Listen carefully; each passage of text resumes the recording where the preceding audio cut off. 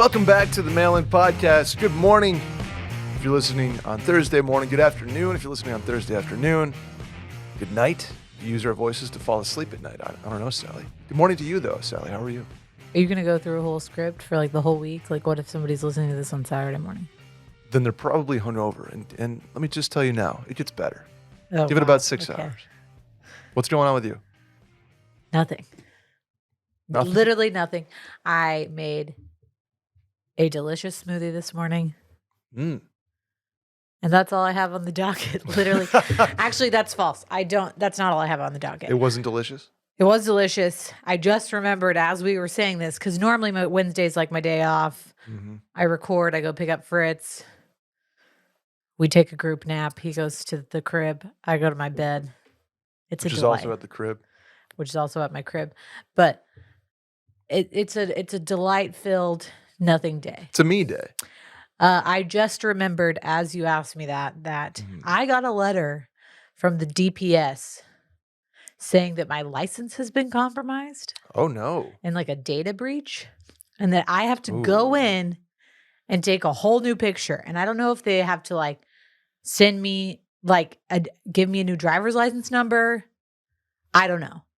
But the first time I got it, I was like, this is a scam. And I just threw it out. I was gonna. That's my first inclination. But they sent me a second notice like 2 days ago. I was like, God damn it! So they're like, we'll get you in, whatever. But like, it doesn't matter if they give me like the prime time of appointments and like see me right away. That's still such a hassle. That's brutal. Yeah, it's gonna be a bummer. It used to be awful, like peak COVID. Yeah, I was getting my like New York to Texas kind of thing done. Oh my gosh. Yeah, I did my name change during that. Yeah, it's not great. Not great. Yeah, I don't know. I don't know what it's going to entail. Like if I have to change my driver's license number, I think that's on like a bunch of stuff. I couldn't tell you. I think it's probably like more of the, like I think like IRS but like, what's stuff. going to happen if I don't do it? Are they going to like stop me at the airport and be like, this license isn't real? Like, I don't know. I have no idea. How deep does your driver's license number go? I know I put it in for things like registration and whatnot, but I don't know. I don't know how affected your life is because of it. I have my own situation that I got to deal with. My Bank of America debit card, sometime in early March, was compromised. I got a charge from a bunch of random numbers and letters for like $150. I'm like, obviously, that they flagged it. They're like, this is not real. Just confirm that this is not you. And I did. Okay, your debit card's been compromised. We'll send you a new one. Fine, whatever. Thank you, Bank of America, for taking care of it. I get my new one in the mail. I activate it. And like 24 hours later, that same charge hits for like a different amount, but same random numbers and letters. The Russians got you. And again, I'm like, okay, well now it's like a security breach. Now I change passwords. Now I change pins and this and that. I changed everything. Yeah. Cancel the card. New card shows up. Third time, I get this thing. I activate it. I'm like, I think I'm good. Same charge hits. And so now I am on my fourth debit card. I have not activated it yet because I don't know what to do except for call Bank of America and be like, is my account and routing number like compromised? I don't know what's going on. My passwords. And it's not like, it doesn't say somebody's logged in. Yeah. It's just somebody's charging my card from an unknown location. There's going to be a Netflix show about this. I don't know what's happening. I guess I have to call him, but that's going to take 6 hours. Government's conspiracy. Maybe it is. Maybe I owe. Maybe do I like owe something? But it's not like, it's just weirdly like $147.24. But you said it's a different amount every time. Every time, different amount, but always around 150. It's weird. I don't know what's happening. So I've just refused to. If it was less, I would think it'd be one of those like, you know how when you connect your bank account to Venmo and it like charges you $1 to make sure that that's the account it's supposed to go to or whatever. And it's different combinations of numbers and letters, but it's all the same thread of like number, like asterisk, bunch of numbers and letters. It's weird. It's annoying. And I'm actively just doing nothing about it because you're like I've a little beaten peon down that this is happening too, but there's a greater conspiracy happening. Honestly, there's like in the back of my mind, I think it has something to do with my dad and like a collection kind of situation that I'm just unaware of. and I probably should figure it out. Like, is the government garnishing my wages? But that's not how it works. Right. I Yeah, I would call Bank of America. Yeah, I'm just going to have to figure that out. But it's very annoying. You have to do it today. Yeah, I'm going to do it today. I will. Just like I'm going to call the DPS that I've been meaning to do for a couple of days. Same. Okay. So accountability right here. I'm going to text you at the end of the day. What is another adult task that you have to do that you just absolutely put off doing until like it just becomes so egregious? I mean, doctor's appointments. Like Will hasn't had his car inspected since January of last year. Yeah. And last time this happened, he just got a new car.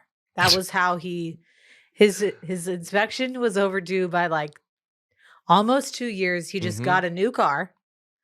Then this inspection was good for 2 years. Now it's been a year. So he's at the 3-year mark, a little over 3-year mark. His lease is up in like 2 months. And I think I'm almost positive he's just going to get a new car to avoid getting inspected. At this point, I would ride it out. The inspection's like 30 minutes and $30. Yeah, exactly. I've done similar with my previous round of car work, which I joined the 4-digit club on repair costs. That was fun. Just like kind of waited. I had an inspection due, brakes were going, then a light went out, then a wiper blade fell off. And so I got to the point of like, okay, once we hit 5 things to repair, that's probably time to go in.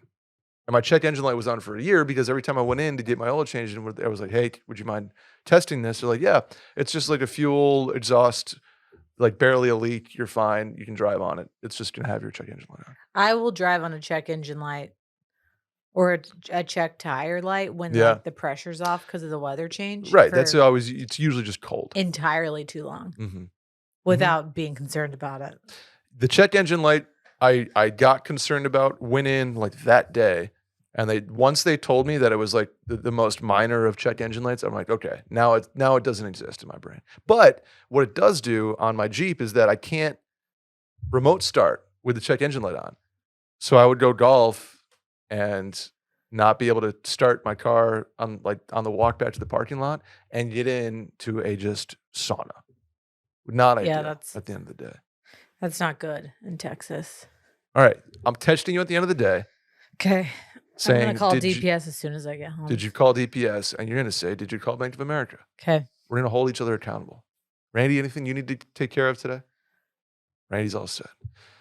Anyway, we're the Mail-In Podcast. We can answer your questions. Probably not about calling to do adult things, but we're getting there. We'll help you. That's our one bugaboo. We can tell you what to do. We won't follow our own advice, but we can give good advice. Well, no one's calling in asking when they should get their car inspected. It's just when the sticker says so. Yeah. Although Texas to redo that, and it's like not our responsibility to help you with that. Honestly, fair. That's one you can write in the question just to procrastinate more. Yeah. Tell a friend about the show. Send some clips. Clips are doing really well on Instagram, by the way. Thank you, Randy. Thank you, Adam. Appreciate it. Subscribe on iTunes and follow on Spotify. Hit the hotline number 888-362-MAIL. That is 888-362-6245. Or you can write in at the link in the Twitter bio at Mail-In Podcast. Check out washmedia.shop to pick up some merch. And check out youtube.com/Mail-In Podcast to see our faces in 4K. Which... I always say that, and every time I say that, I get self-conscious. I'm just like, oh, we are like really high def right now. Yeah. Shouts to Randy for improving the cameras. Anyway, Sally, want to get started? Yeah, you can start it. Sweet. Brett and Sally, hello. Can joggers be business casual? A little context here. I work totally from home, and next week my whole team is meeting in Boston for the first time ever. We all dress very casually in meetings online, like t-shirts, hoodies, and hats, but we're told today that there is a business casual dress code. With the exception of sweatpants and suit pants, every pair of pants I own are joggers. They are khaki material and have belt loops, if that makes a difference. Side note, do I just need more pants? Thanks as always, David. Joggers have become I was going to say a cancer. That's not really the right word. They are taking over society, my wardrobe, Randy's wardrobe. He's now a joggers guy. Where do you fall on the jogger revolution, especially with men? I don't mind joggers. Okay. I don't think joggers are business casual. No, they're not. They're not. I do. Oh boy. Emily told me that she saw you at Ranch 616. I was there, yeah. And she goes, Brett was wearing a real interesting outfit. And I was like, what was he wearing? She was like, he was wearing some sort of button down and joggers. Like she was confused about the pairing of the button down and the joggers. And then she added that you were in a bolo tie. Oh, I was not in a bolo tie. Are you sure? I'm positive. I feel like that's such a random thing to just make up. Like he was in a bolo tie. I will tease that I will be wearing a bolo tie to the Kentucky Derby, but I was not wearing a bolo tie. Are you sure you weren't in a bolo tie? Positive. Because I was wearing, they are sort of joggery, but they're dress pants that just have they're mizzen and main that have like a tight, like a really tapered ankle that like rises up a little bit. It's like a kind of if a suit pant, like the really contemporary style. So would you call that business casual? Ooh. Yeah, I would. Because they're dress pants, but they're just not joggers. Like they have a bottom that's not like the ribbed. But clearly bottom. other people think they're joggers. I guess so, yeah. I have a picture of, hold on, I'm pulling, this is also terrible radio. She was not quite confused about your whole getup. Are you sure you didn't put it on for like a second to show the people you were with that you had a bolo tie? No. Here, it's like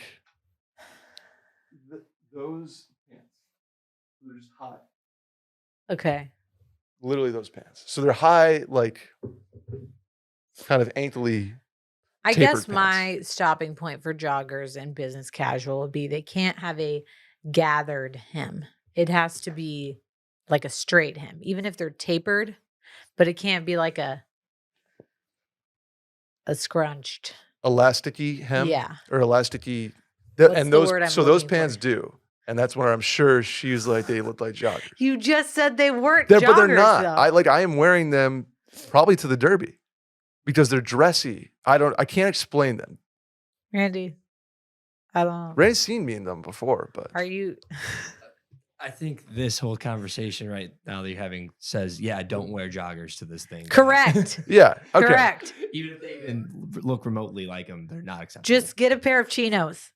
That's you know what? That's fair. Or I think Banana Republic. That's fair. Yeah. Walk into Gap, get 4 for $20. Go to Jack's New York, JACHS New York. They have ridiculous deals. I'm actually wearing a pair of their pants right now. This is non-spawn. They have just a million different pairs of pants, and you get deals. It's like better than Joseph A. Bank deals. You get 3 pairs of chinos for like $99. J. Crew, never buy anything full price. Always has chinos. J. Crew Factory, solid deals. Mm-hmm. Buy 1 pair to wear this meeting, and then have them. But yeah, you can't go joggers business casual because you can't tuck a button down into joggers. Even though I guess I did. Okay. I need to show you this outfit in person so you can be the judge. Like, you realize how hypocritical you sound right now. You're like, I know. Yeah, joggers aren't business casual, but I was wearing them on Friday with a dress shirt tucked into them. I can't explain to you what these pants are because they're not joggers, but they're just not joggers. So they're joggers. But they're 60-40 joggers. They have a what do you call it? They have a button. They have a zipper. They have. This guy said these had a belt loop. They have, yeah. You got me all twisted. Okay, Sally, in my opinion, fashion is what you make of it, but you don't. If your boss is like literally explicitly told you like it's business casual, I would lean a little more businessy than casual just to be on the safe side if you're going to meet in person, especially if you're meeting some of these people for the first time, like in person. Fair. Say that they like he's always worked from home and they, but this is the first time in a year that he's like met some of his teammates. I would err on the nicer side of things than the more casual side of things. Totally agree. Until you show up and maybe like Sharon is wearing like a purple shirt with a cat on it. And then you can be like, all right, I'm wearing my joggers next time. Now, I wouldn't go suit Like I wouldn't try to overdo this, but yeah, just get a pair of chinos. Yeah. By the way, these pants. Are they called a jogger on the website? No, they're not. Okay. But I also don't think I can find them. Okay. Let's go on to something that I can find quite easily, and that's our friends over at ButcherBox, because my freezer is absolutely loaded. Mine's so loaded that I took a waffle. Well, this goes back. This is my fault because I just need to organize my freezer better. Okay. But I took out a box of waffles and a whole thing of frozen ribs fell on my foot this morning. So we clearly need to start making some ribs in our household because we've got like 3 racks of them in our freezer that I need to make. Really, I need Will to like grill or I would go like some slow cooker ribs. That's Will's dad's like go-to. Yeah, don't sleep on great. Don't sleep on some slow cooker. Maybe I'll call up Ross and get the slow cooker recipe because I'm craving ribs. They're delicious. And I don't want them to fall on my feet in the morning anymore when I'm trying to get out of waffle. When you think of high quality cuts of meat, Sally, what do you think of? What's the first thing that comes to mind? Mine's like a petite tenderloin filet. Okay. That I've had one from ButcherBox before. It's delight.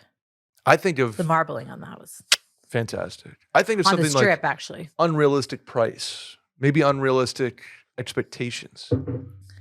Yeah, because you go to the grocery store and you see the quality difference, and you're like, well, I either am gonna have like gristly meat, or I'm gonna spend $50 on 2 steaks. That's where ButcherBox comes in. They give you high quality meat at a price you cannot beat.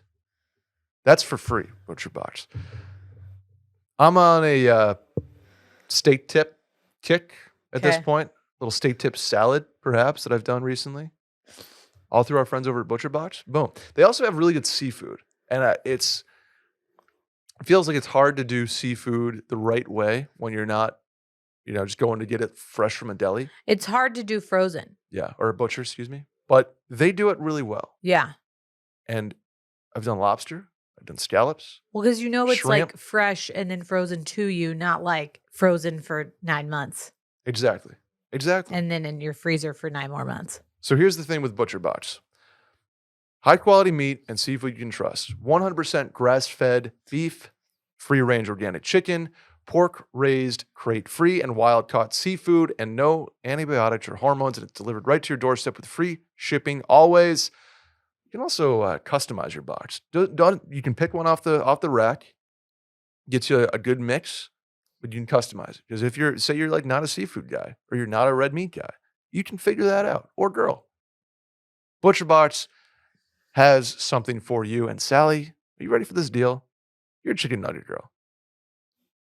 People do know that about me. People know that about you. Yeah. So you can get free chicken nuggets for a year plus 10% off your first box when you sign up today. That's a screaming deal. Chicken nuggets for free for a year. There's a 22-ounce bag of gluten-free chicken nuggets in every order for a year when you sign up at butcherbox.com/mailin and use code MAILIN. Claim this deal again at butcherbox.com/mailin and use code MAILIN. Want to do the next one, Sal? Yeah. Here's an oldie but a goodie. I'm in my late 20s and I'm still trying to settle down or at least find a girl I would like to move forward with. So long story short, after getting someone's number, when should I text them? Furthermore, should I go on a date after texting them or try to have a general text convo first? I'm not one for games, but sometimes I feel like texting right away makes me look desperate. What are your thoughts and input?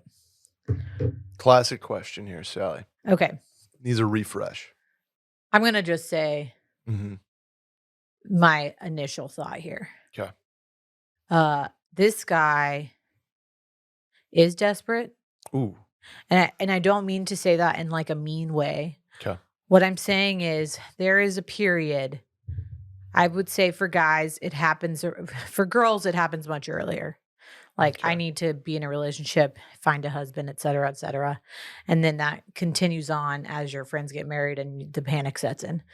For guys, I think it's geographically, the age is different everywhere. But I would say for my guy friends, it happened around 28. Shouts. where they were like, oh shit, I don't have a girlfriend.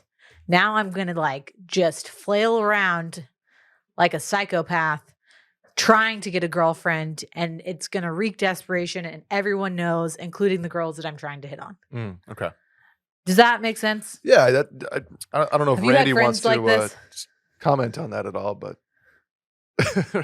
I just think I'm like thinking of some of my specific friends that like all of a sudden they went from like being happy-go-lucky, going out, meeting girls, hooking up with girls, sure, having casual flings, to all of a sudden it was like, I have to find someone right now. I need to be in a serious relationship immediately. Yeah, there's like a biological, emotional clock thing that happens. And when you make that switch, it changes your outlook on like how you approach everything. Okay. And it makes you question shit you wouldn't have questioned before, i.e., texting someone you like, being like, hey, what's up? Or like, hey, want to go grab a drink? This guy, like, shouldn't be questioning that. If you like a girl, either call her and like. Oh, no way. No, you can't call somebody that you just got their number. I mean, like a few days later. Oh, I mean, if you've gone on a date. Yeah. Okay. If you get a number at the bar and like call them the next morning. Well, that's going to be like serial killer. Yeah. I meant like after a date. But I think if you get a number of a girl on like a Saturday, like even, I mean, as early as Monday, but like I would say Tuesday is a good time to be like, hey, you doing anything this weekend? Because it's early enough in the weekend that she probably the week that she doesn't have plans yet, unless she's going out of town or something. Okay. To plan a casual meetup, whether it's a drink or like we're going to be out on Friday at wherever district. Yeah. Hey, me and my friends, I then again, you don't necessarily want to like introduce the friends element. I know it takes some pressure off, but it also kind of maybe puts off a wrong vibe. Yeah. Like, hey, here's my friend. I'm at a work happy hour on Friday till whenever, if you want to meet up after. Yeah. Whatever. But all I'm saying is that this guy probably a year ago in a like, I don't care if I have a girlfriend or not state of mind would just regularly do that without questioning it. Sure. Right? Yep. And now it's like, oh, I need a girlfriend. So I almost wonder so he's looking for somebody to settle down with. If he didn't say that at all, I think we approach this question differently. Like, I think if you get a number for Saturday night, I am of the the style, I guess, that I would text that person that night, say, hey, great to meet you. Yeah. Like, there's no intention of like, hey, come over. It's just like, hey, awesome to meet you, whatever, like, talk soon. It's just something super light, casual, not even expecting a response necessarily. The next week, I think until you've gone on like a couple dates, like 2 or 3, and you had like, we're not talking Bumble, we're not talking like trying to strike up a conversation for the sake of getting to know somebody. You have already interacted with this person, met them, and gotten to the point where you have a number. I think the first couple dates, definitely before the first one, the reason you're texting them is to set something up, not necessarily being like banter. Good morning. Yeah, no, there's no banter involved until after a date maybe or two. A smidge of banter, but not like a full blown text conversation for 2 hours. Right, you're texting with intention, not texting with like, "How's your day? Right. Here's a funny meme." Like, you're not doing that yet because you don't have the rapport yet. Correct. You met her at a whatever event. You met her at a mixer. I totally agree. If you meet online, it's different because you like start off that way and you've got to like start the witty banter. But I agree. I don't think there's any need to like start let's text all day, every day about like funny shit that's happening to us or memes or whatever the fuck's going on at work.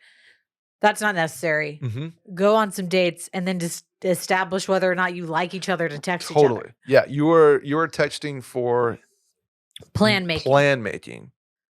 Which is different than, right, like we said, Bumble and Hinge, and that's texting to see if there's a connection or something until you meet in person. Right. Then it changes to plan making, and if you wanted to respond to an Instagram story, like, haha, whatever, fine. But maybe you're even getting horizontal before you're sending like a good morning text. You know what I mean? Or kissing or something, like whatever. You're passing that first hurdle before you're like bantering. Yeah, I think of all the people that have dating, I feel like that got my number or got it through a mutual friend or whatever. Ooh, it was always like hey, this is so and so. I met you at wherever, or my, Abby gave me your number. Would love to take you out for some drinks on Friday or whatever. Like, or this weekend, what's your availability? Or whatever you want to say. It's short, sweet. You don't have to be a psychopath. So if she responds like Friday, like, okay, like you can be like, sounds great. What do you think about this place? Like you can have a little bit of a conversation, but you don't need to have like a full blown, like, so what are your sisters' names? Yeah. What are your thoughts on this? Like, hey, did you see that New York Rangers and New Jersey Devils game? Like, do you have a hot, like, you're not doing that yet. Because you're doing that on the date. Yeah. But I think my point here is this guy is giving off the vibe like that he just forgot everything that he's learned in the past 10 years of like being an adult male. Like, and I'm not trying to shit on this guy at all. What I'm saying is, I think that when you get to a point, and girls do this too, like when you get to a point where like, I need to find a partner, not just like I want to like take this person out because I think they're cute. It's like, oh, I actually like need a boyfriend or a girlfriend right now. Yeah. As I want to be, it's cuffing season. It's really not, and I want to like be in a relationship. When you get that about you, I think changes your perspective into a point where you like start being insecure, questioning yourself, questioning like if you're meeting people the right way. And you forget like the times that your friends are meeting people or that you've met people in the past, it's been organic and it's been like, even if it's been online, it's still organic. It's not like, of all the people that, I mean, Will and I aside, but like your girlfriends, things like that. It's not like you're like actively like out there like, I need a girlfriend who's coming over. It's like it just happened. Correct. So I think it's really hard to get out of that mindset. But if you can take the pressure off of like, I need to meet someone, that will make the dating situation easier. Because the other thing is too, if you ask this girl out that you got her number and your whole back of your mind is like, has a 5-year plan, that's going to go poorly. It's very poorly. You can't go into something like that thinking of marriage like and it becomes a vicious cycle, because what happens is like as you get more desperate for a significant other, it makes you ask desperately, and then you just keep getting more desperate. And it's like a cycle that just gets worse and worse and worse because you're so convinced that you need to bring them home to mom and dad for Thanksgiving, and it's like, oh fuck, right. And I think if you poll any of your friends who are in serious relationships and you ask the way they met, even if it's like via Bumble or Hinge or Twitter, it's like it just kind of happened and we weren't really expecting it to, and then it did. Like, you've got to try to take a step back and be like, okay, if I text her and she ghosts me, who cares? You didn't know her. Move on. You got to like let that go. And I think people get in that situation where they're like so hung up on small things like that shouldn't matter. Totally agree. Randy, does that feel, do we answer that question well enough? Sure, I guess. Okay. Did you write that question, Randy? No. Okay. I think going just nuts and bolts to this question, texting right away, looking for conversation may feel a little desperate. Texting for plan making is totally different. And I don't think you don't have to shy away from shooting a text at the end of the night being like, hey, nice to meet you. Maybe give it a 24-hour to 48-hour. Hey, what are you doing next Thursday? I think even after a first date, if you had like really good rapport, y'all talked all night, blah, blah, blah, texting the next day with a little bit of a conversation starter, like from some inside joke y'all had the night before, is a good way to like keep the interest up. Instead of just being like, okay, well, we had our one date and I'm going to wait 4 days to call her. Yeah. That is gamey. But going right away from like, I met you through a mutual friend on Friday night to like, I'm going to just dive in and ask you how you take your eggs is like not. Yeah. Maybe you follow up with like, Do that on a date. Maybe you had great conversation and you follow up with an inside joke or like, like maybe that third Mard was too much. Like I'm at my desk right now dragging. You can follow up with something like that, situational, and then you say, hey, when do you want to run it back or whatever? Yeah. But it's not like, good morning. Yeah. How's your day? Beautiful. Good morning, beautiful. Smiley face. Emoji. Anyway, I'll do the next one, Sally. Hi, guys. My fiance and I are getting ready to send out our save the dates this week. Congratulations. Unfortunately, we found out that one couple we are inviting is getting divorced this week, and it's a very volatile breakup. We love them both, but have concerns about them being able to be in the same room together without a blow-up. Obviously, this is not something we want taking place at our wedding, so I was wondering how you would handle this situation. Would you maybe hold back the invite to see if they find some peace with each other, talk to them directly about the situation, which seems kind of selfish as our wedding is 8 months away and they're going through a very tough situation right now, or just strike them both from the wedding now as to not worry about it down the road? Any advice would be appreciated. Thank you all. Yikes. Yeah. Okay, this depends totally on how well you know the couple, in my opinion. Yeah, agreed. Totally I don't think the couple, it doesn't sound like the couple, either of them are like in the wedding. Correct. This feels like maybe it's a like friend a college group, friend yeah, exactly. who dated and are married. Mm-hmm. For me, I think, again, situational. If it's like the wife, you're close with both of them, but the wife is like really close with your fiance. Yeah. Then I think you reach out and like send it just to her. I was going to say the closer one gets the invite. Top billing here. Yeah. You could always, I mean, okay, if they're like super volatile and they are like not on good terms, likely they're not going to come together.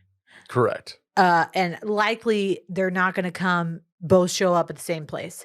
Unless you're already getting that vibe that they're like showing up at the same place and like screaming at each other. Yeah, give them both +1s. See where that goes. I mean, you could just totally ignore it, send it to their house as like Mr. and Mrs. Smith, even though they're put the ball in their court, and like let them decide who gets to go to the wedding. Oh, jeez. Honestly, I didn't even consider that option, but I don't hate it. Just like, hey, sorry, we're sending this to y'all. Like, you almost can even play like. No, you. That is only an option if you haven't heard it from the horse's mouth. Oh, like, yeah, they haven't told you yet? Yeah. Yeah. That's only like a play ignorant. And then like 2 weeks later, be like, so sorry, our wedding planner sent out the save the dates. I did not realize it went to y'all. Like, yeah. You missed the ignorance excuse by a week. Yeah. Because you found it, what did they say? They found out, or excuse me, found out that one couple we're inviting is getting divorced this week. So maybe they found out. But earlier, if it already sounds like they know, maybe they don't know from the horse's mouth, but it's like quite messy and everyone knows about it. It's like one of those that's like probably taking over the friend group a little bit. I would almost say don't send one. Slow play this for a little bit. Slow play it. And honestly, if they confront you about it and they're like, hey, saw that everyone got their save the dates, like I didn't what the heck? Get one, be like, hey, I know that you had a lot going on. We love y'all. I didn't know. And you can be honest with them. Like, we didn't know who would come and I didn't know if that would be too much for you right now. Sure. I think that's fair. Now, if you want to have a separate conversation with both of them, if you're close enough in that scenario, text one, text the other, be like, hey, what do you want us to do? Like, we want y'all there, but we understand that this is going through something. Is this something that you want to, like, can we circle back in 3 months? We'll save y'all 2 spots or whatever it might be, but let's talk this out. The thing about divorce is likely it didn't, like, if they found out a week ago, the couple's probably known about it for a while. Sure. Right. It didn't like come out of nowhere. Yeah. So if you are closer with one of them, you can send a text, be like, hey, we're sending out save the dates. I have yours for you and Tom. Do you want me to send it to you? I don't want to like bring up old wounds. We love y'all, here to support you however we can. You just let me know. Mm-hmm. Yeah, I think you And then default to the closer of the Yeah. pairing, and the person who's closest with that person gets to deal with it. gets to deal with it. Yeah, and just see where it goes from there. You have 8 months, so you have some time here. But And I mean, even if they both attended separately in 8 months, there's a chance that like it's fine. it's fine Yeah. esque. Okay. Here's the caveat I say for that. It's fine in the sense of like your Aunt Mary, like not realizing that there's anything going on, but your whole friend group who has been involved in like the whole messy divorce for the past few months is going to be like, oh my God, Tom is here. Last night he was making out Yeah. with so and so. Then the So like focus it is still is right. drama. You may not be aware of it during your wedding because you've got other shit going on. Your family and like other people who are not part of the friend group probably are not aware of it unless they're in a full-blown screaming match. But like likely that's all your friends are going to be talking about. Yeah, you're right. And I think you But avoid that. caveat, if they don't come, also your friends will probably be talking about that too. Mm-hmm. It just depends on how dramatic it is within the friend group. If it continues to be dramatic, it's going to always be dramatic no matter what your move is. And no one's expecting you as the people who are having the wedding to like make some politically correct decision based on what is the best for the couple. That's not your responsibility. You're doing what's best for you. Right. Right. Have I told you lately, Sally, that your skin is just unbelievable? Oh, thank you. It looks fantastic. You know, I was going to segue into this ad by saying what would be best for the bride and groom going into their wedding. Because of how it makes you look and feel? Because how it makes you glow. Well, I just went for the compliment route instead. But thank you. We're talking about Athletic Greens. Y'all, Athletic Greens has become a buddy of mine, a cog in my rotation, a cog in my machine. My business development machine is not complete without Athletic Greens. Sally did an eye roll there for those who weren't.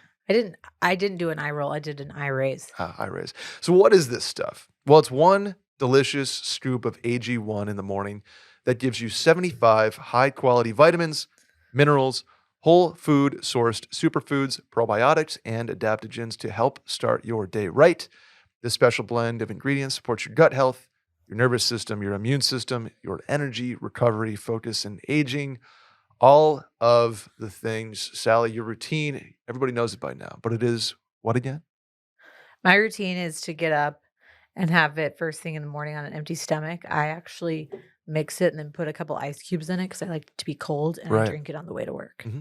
Some sort of a pineapple bubble gum kind of flavor. You say bubble gum. I get like more like light pineapple.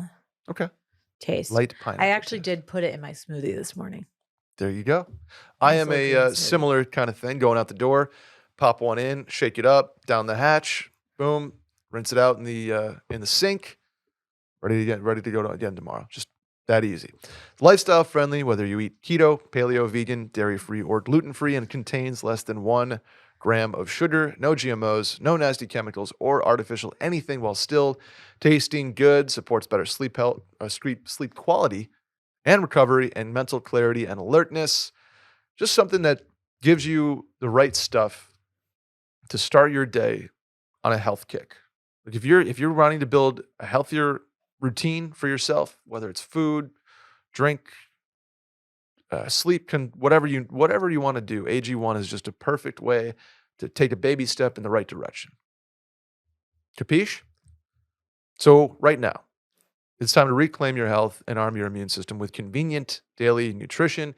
It's just 1 scoop in a cup of water every single day. That's it. No need for a million different pills and supplements to look out for your health. To make it easy, Athletic Greens is going to give you a free 1-year supply of immune-supporting vitamin D, plus 5 free travel packs with your first purchase. All you have to do is visit athleticgreens.com/mailin.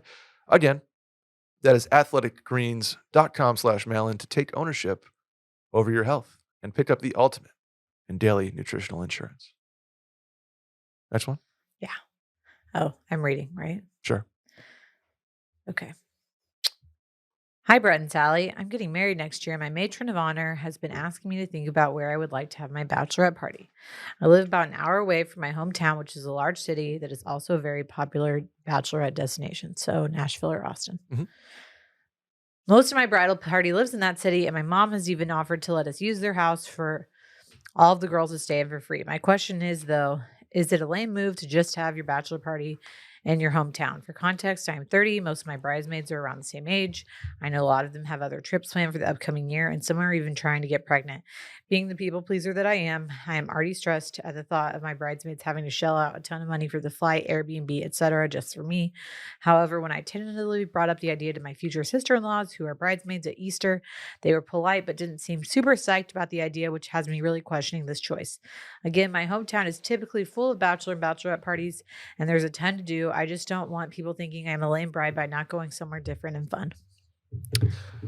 You should do what you want to do. Absolutely. This is wedding culture at its worst. Yeah. Like this bachelor party or bachelorette party needs to be this HGTV, MTV worthy experience, or like vlog worthy experience. It's about you. And I understand like the people pleaser in everybody doesn't want people to spend a bunch of money, wants to have a date where all 20 of their best friends can go.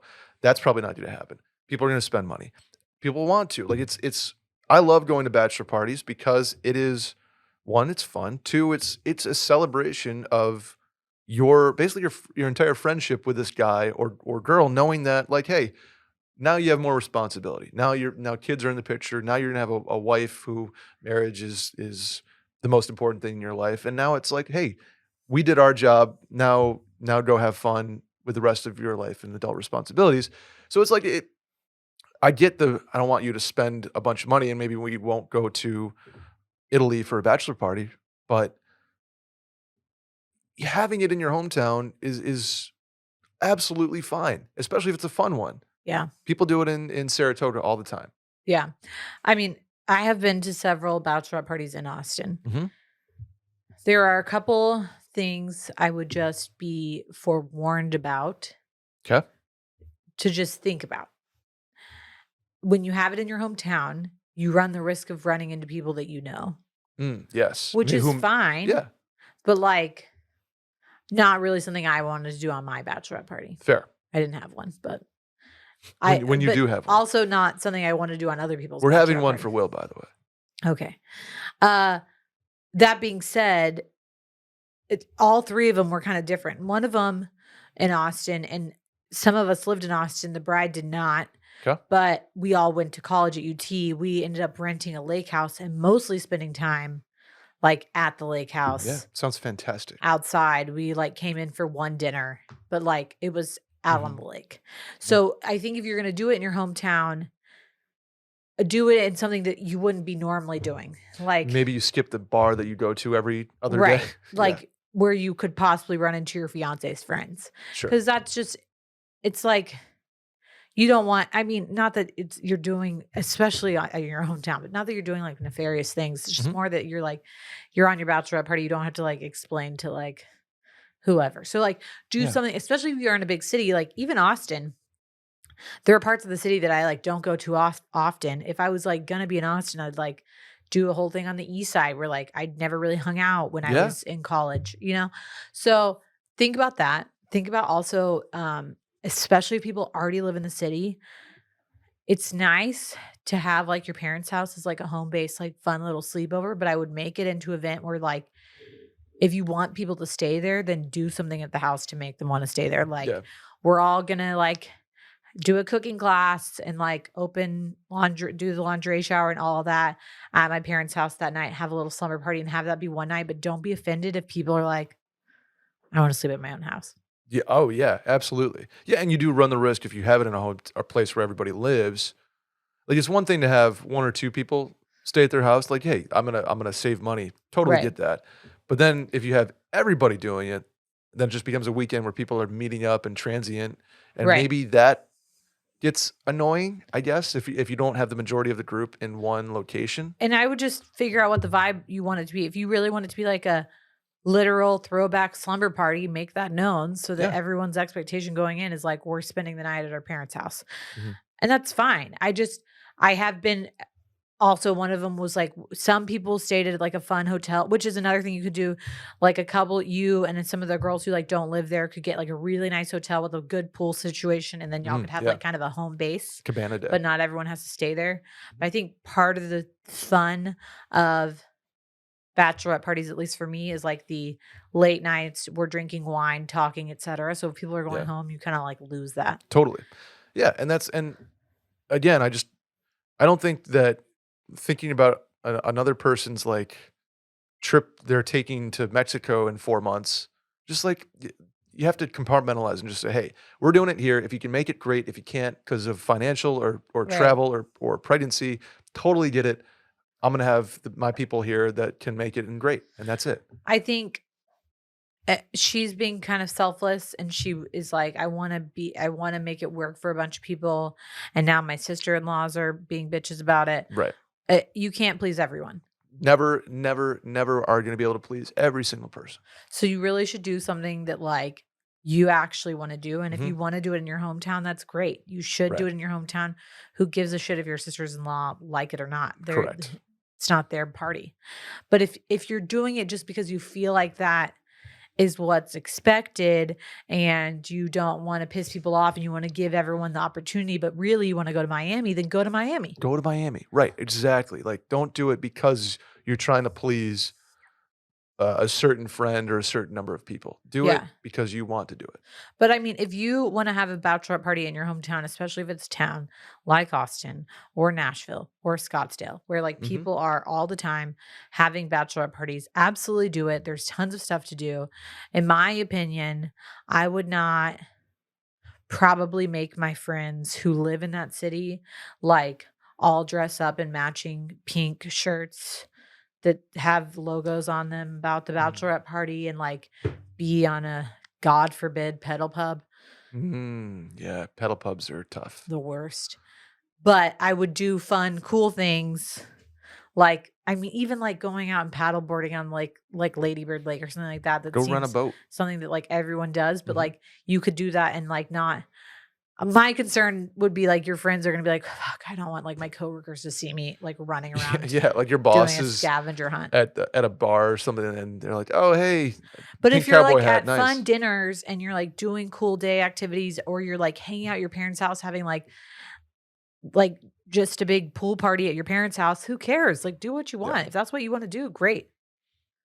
The root of this ends up being do what you want to do. And if you want to have 2 girlfriends and go to Vineyards for a day in wherever, perfect. If you want to have 20 and go to Scottsdale, perfect. If you want to have 7 in your hometown and you go to the same bars that you always go to and you sing karaoke or you dance or whatever, do it. But it starts with you because you're never going to please everybody. Correct. Hey, everyone. I am in a dark spot and could use some advice. My dad got divorced from my mom when I was 8, and it was understandably a huge impact on my developmental years. My dad remarried a few years after, and my stepfamily has been a part of more than half of my life by this point. A few days ago, my dad announced he is filing for divorce again. My mind is racing. What about my relationships to my stepfamily that have grown over the years? What do the holidays look like now? My wife and I are actively discussing children in the near future. We have a house and are a few states away from my dad and that family. When can I call or reach out to those step relatives again, excuse me? Can I still see them sometimes? I'm grieving losing this family that's been a big part of my life, although notably I mostly saw them at holidays and occasions since we've lived out of state for a bit. Any thoughts are welcome. It's so odd going through this again, but this time as an independent adult. Again, this is completely up to you. Correct. Because you have built, as an independent adult, that's the key phrase in this whole thing. You have built your own relationship with these people, whether or not they're step family, family, friends, you name it. You can interact with them as you have built. Right. I would reach out as soon as you feel comfortable to like your stepmom and be like, hey, I want you to know that like I still really like want to maintain our relationship despite like what is going on with my dad. Sure. And the other step siblings, etc., that you might have, just because you're like, using the word step mom, step sibling makes it feel like you're separated. But again, that's like, it's not like you're a year into them being married and they're divorcing now. You've known these people for decades, Totally. Or- They are they're your family. family, right? Absolutely. Maybe not biologically. They're not your siblings, but like they're still like you grew up with that mom, you grew up with those siblings. Like you absolutely can and should, if you want, have them in your life. 100%. I think it's important to also maybe reach out to your dad and be like, hey, I'm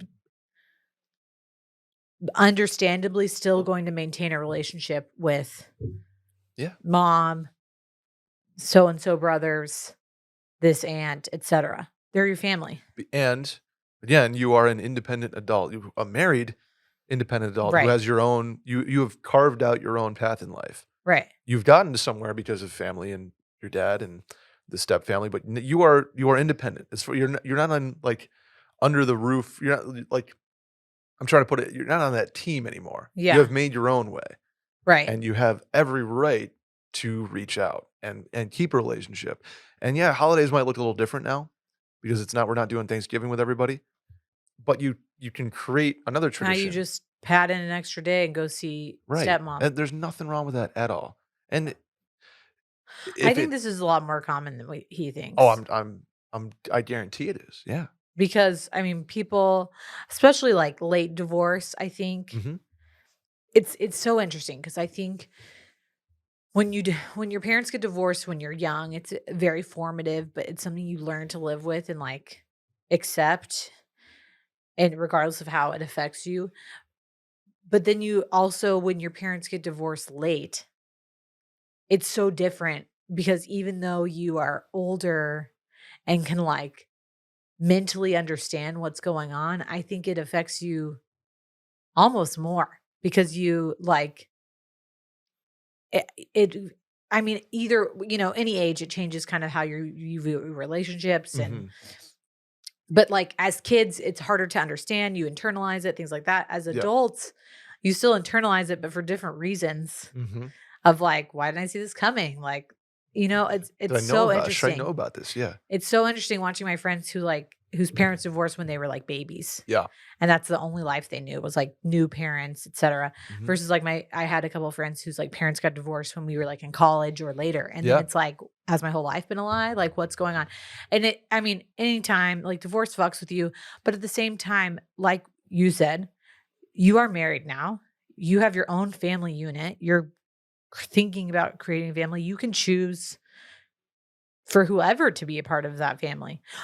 If it's if it's none of your family members, if you have bad relationships with all of them and all of your family is found family of like friends and stuff like that, that's fine too. But like you are an adult, you get to choose. Yeah. You get to choose when you're a kid too, but like, when you're a minor, you get tossed around. Like when you are an adult, you get to be like, I had a really close relationship with stepmom.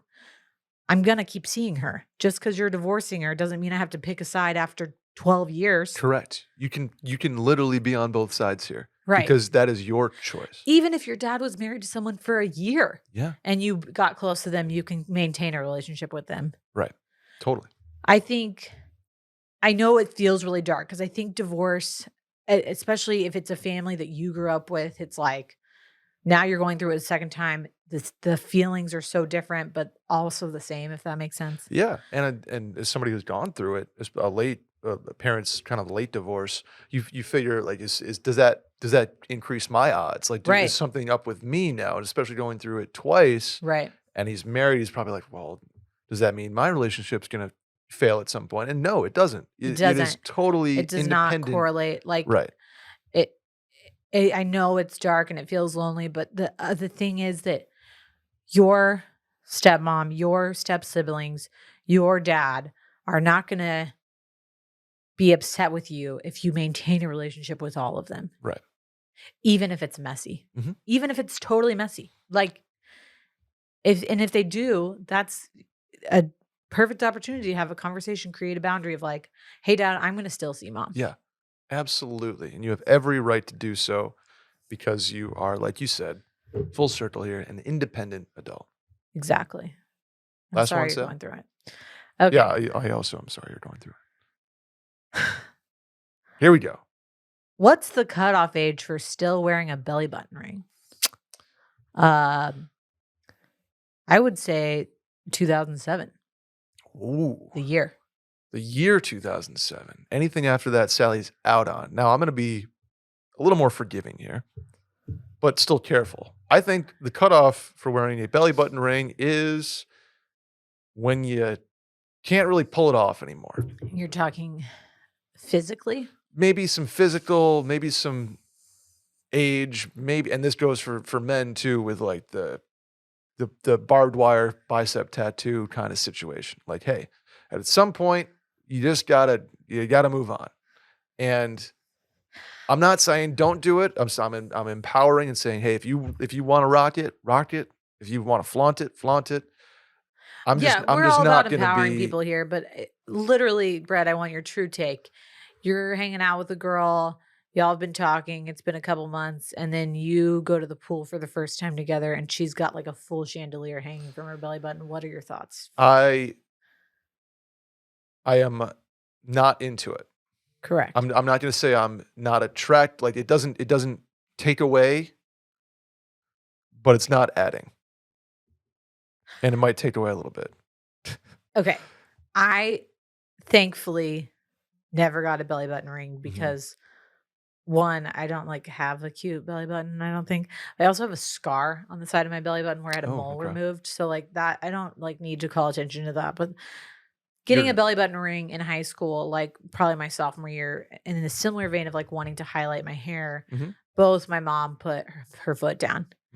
Both I'm very glad I did not do. Okay. Because highlighting my hair would have just looked like cat pee yellow. It would not have been good with my hair color. I'm not saying that people shouldn't highlight their hair. I'm saying me specifically should not have highlighted my hair. Got it. A belly button ring also, it reads, and like at the risk of like sounding, maybe I sound old fashioned, it reads lower back tattoo for me. Okay. I just think that was a phase when I was like in high school that I didn't even realize people still had them. Do people still have them? I don't know. I don't think I feel like it literally would be like more normal, in my opinion, for someone to have like a nipple piercing than it would for them to have a belly button ring. I don't disagree. And nipple piercings, like you can see them through a bikini kind of thing. More like, hey, I'm a hot girl. Like, than hey, like a belly button I party. Ring. Yeah, I party. I think a belly button ring to me, again, this is my personal take, seems trashy. Okay. Nipple ring seems kind of trashy, but like also a smidge hot. Yeah, like I'm fun and boho, and like I go to San Diego to have like. What about a tongue piercing? I don't think I'd be into it. I think I would actively be not into a tongue. Like that would. I'm trying to say disattract. That's not like that would not be. A tongue piercing, I think, more than anything stresses me out because all I think about is like the bacteria in your mouth just gathering on that piercing. Yeah, not a. Okay, but here's what I'm going to say. If you have a belly button ring and you're over the age of 17, you need to take it out right now. And you know why? Because if you get pregnant, ever, that thing will stretch. Your stomach stretches. I have like stretch marks around my belly button now. It's not cute. Yeah. And then that hole stretches and it like doesn't go back to normal. And unless you like are some like just freak of nature who like gets flat abs again as soon as they're not pregnant anymore.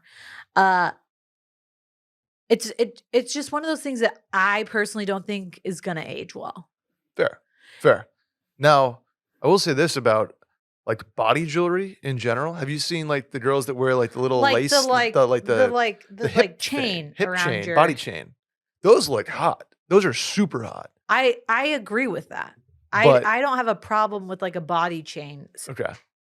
So much as I do with a belly button ring to me, I just literally would like, did anybody have those past 2007? I don't know. I don't think I've actively am not like looking for them because they're not like an all I'm thinking attracting. About it's not like a shiny object. The only time I've seen a belly button ring past 2007 is you know those shirts that are like like moo fit shirts that like have an airbrush like hot girl body on them, and then you Oh, wear them to the beach. Yeah. But like they're like kind of white trash. You like buy them for fun.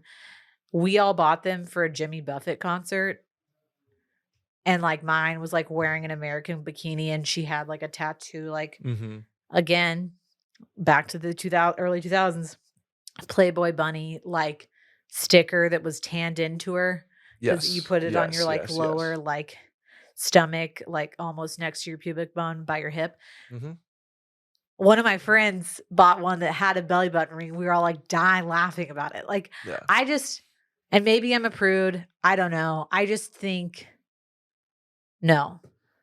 Yeah, I kind of think I'm like, no one's gonna take you seriously with a belly button ring. I just think of a situation where I'm like, ooh, that's like super attractive, and I just can't. Maybe like a little stud kind of thing, but not the chandelier like you said. Even like a hoop, in my opinion, is like a hoops. I think piercings can be really cool. Like I love when girls and guys, but like when somebody has like a lot of piercings on their ear. Very cool. Yeah. Like I think that's like really boho. I don't even really have a problem with nose rings. I like a nose stud kind of thing on the side. That's cool. Like I personally will never get one, but I don't have a problem with them. Cool. I don't know. It's just, it really gives me like lower back tattoo vibes. Yeah. And is anybody in 2023 getting a lower back tattoo? Not ironically, not on a bet like that they lost. Yeah, I don't know. I don't want to offend people. Like if you have one and you're a listener of the podcast, when you're offended, I'm sorry. I'm sorry. And I am also saying if you like it, it's all about what you like and you do you. We're just kind of coming from like hey, I'm not sure about it. Sally's not sure about it. And Randy, I will give you the last word on belly button rings. A quick look on the Discover feed. Yeah, there doesn't seem they're in style anymore. Okay. But I would say back in 2016, like high school and college, people still had them. It was. And I'd say I thought they were pretty hot back then. Well, because you were in high school. Yeah, high school they are hot. I mean, this is probably aging me. I graduated in 2007, so I like. Oh, sorry, I keep. We would never have gone to high school together. Oh my god. I know, I'm old. When people had them in high school, I was like jealous. I was like, "Fuck!" Like they're so cool because they're hot girls, so and so. You know where they come from to me, or they feel like they generate from like the sexist beer posters, where it's like a girl is holding Coors Light, like with no top and a belly button ring, and that's where like that generation of style, like beach style, came. Let me just say though, if I was out at a pool party, like we were hanging out at like what would be a cool pool in Austin, I don't even know. Ooh, like the Fairmont pool. The Fairmont pool. And I saw a girl with a belly button ring, which would like not be unheard of probably at the Fairmont pool. I'd be like, that girl's from a suburb. And she's probably 24. Yeah. And her favorite drink is probably Red Bull vodka. You're just describing me. What if this question is not from a girl and it's from a guy? Yeah. See a girl with a body chain though? I'm like, dang. Especially the one that's like around the neck. You're like, shit, she was probably just in Tulum. Oh yeah, in Tulum. And she's on a yacht that's somebody's, not mine. And yeah. The chain that goes around the neck then like ties down the middle or the sides. Awesome look. Okay. Noted. Right. Body chain summer. Body chain summer for me. Anyway, subscribe to the show if you want more takes like that. Rate 5 stars, review, and tell a friend about it. Hit the hotline number 888-362-MAIL. You think we're going to get a big hit in our we are. From we Belly are. Button Absolutely. Nation, Belly Button Ring Nation. There are multiple people out there that hate us right now. I don't want to call attention to my belly button is the thing. I don't either. That's why I don't I don't know. I don't know what to say. Like I do know what to say. Don't get one. Belly button ring. Yeah, I don't know. I don't know where we're at with these things, man. Where were we? 888-362-6245. Or you can write in at the link in the Twitter bio at Mail-In Podcast. Sally, where can the folks find you? You're so dejected. Are you okay? I just feel like somebody's going to get mad at us for calling their belly button. Who cares? Belly Button Ring Nation gets pissed at us? Belly Button Ring Nation. I don't care. I'm not sorry. Like that's a faction of the population I don't mind pissing off. Oh God. Okay. Randy's giving me eyes like, you do not want to piss off Jennifer with the belly button ring. I'm just saying, I used to think they were hot. I haven't seen one in a while. They could see them like, yeah, that's still hot. But you were in high school and early college. Are we gonna bring back belly button rings because I'm saying if I see a girl with a belly button ring right now, I would have to see how it all looked. Just be like, yeah, it could be hot still. I'm not saying it's not hot. But you were thinking this hot on like high school bodies who hadn't drank 10 beers a night for like 2 years straight. And that's why I said maybe it's a little how it looks. Okay. We need to end People the show. can find me at Sally deFries on Instagram and Twitter. I'm Brett Merriman at Schmerriman on both those platforms. Please direct any vitriol to Sally's social media DMs. Don't if you have send a it to belly button me. ring. And if you want to send a picture of your belly button ring to the show, please send to @RandyTrembacki on Instagram. He will be the judge. He will post to our stories. Yes. Thanks, guys. See you next week. Bye.